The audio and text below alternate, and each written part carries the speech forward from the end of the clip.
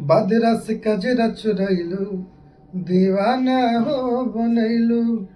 ढाक के मुहरनी से मुस्का के गजब शरमैलू।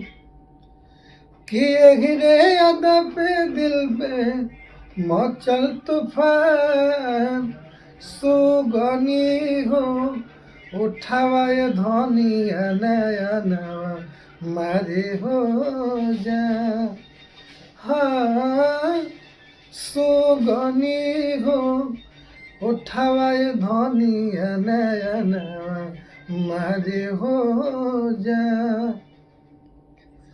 देख के ध्यान भगवान बार गढ़ले, पूरा सुघराई पोरे पोरे हरले। देख के ध्यान भगवान बार गढ़ले, पूरे सुघराई पोरे पोरे हरले पोरे हरले। यही रे अदा पे दिल में मचल तूफान। सुगनी हो उठावाए धनिया नयन मारे हो जा।